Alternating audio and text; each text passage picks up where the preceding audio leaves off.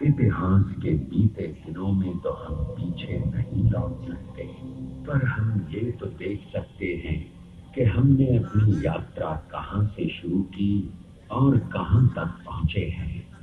तो चलिए बिहार के इतिहास को समझने की कोशिश करते हैं। बिहार ने सभ्यता के इतिहास के हर चरण में भौतिक उपलब्धियों पर दार्शनिक उपलब्धियों को वरीयता दी है। यही कारण है कि हर संक्रमण के दौर में लोगों ने बिहार की तरफ रुख किया है।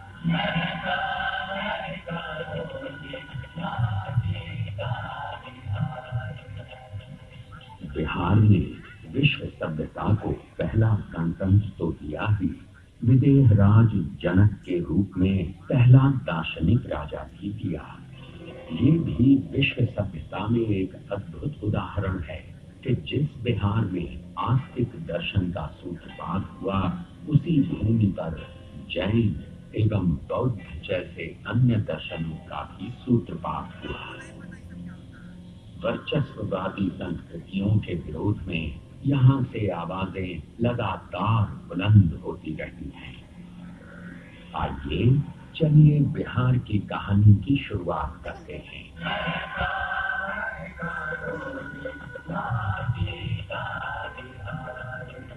शताब्दियों पूर्व बिहार के ऋषि विश्वामित्र ने भारतीय सभ्यता और संस्कृति को तत्कालीन संकीर्ण और रूढ़ मानसिकता से ऊपर उठाकर एक नई चेतना दी। विश्वामित्र ऋग्वेद के अनेक मंत्रों के रचयिता थे।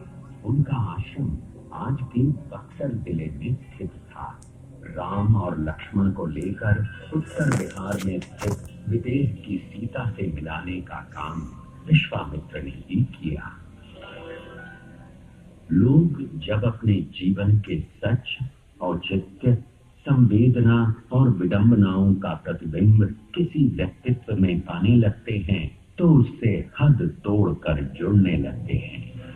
सीता एक ऐसा ही व्यक्तित्व लेकर पैदा हुई। सीता ने अपने व्यक्तित्व से संपूर्ण नारी जगत को वो विश्वास दिया जहां उसे कभी अग्नि परीक्षा नहीं देनी होगी। बिहार की कहानी को थोड़ा आगे बढ़ाते हुए महाभारत काल में आते हैं। इस काल के दो महान योद्धाओं को याद कर लेना जरूरी है। पहले मगध के जरासंध और दूसरे अंगराज कर्ण, जो कि वर्तमान भागलपुर जनपद के राजा थे। भागलपुर में कर्ण का किला पुरातात्विक धरोहर के रूप में आज भी मौजूद है। क्योंकि कर्ण किसी राजघराने के वारिस नहीं थे, इस कारण उन्हें पद पद पर अपमान का घूंट पीना पड़ा था।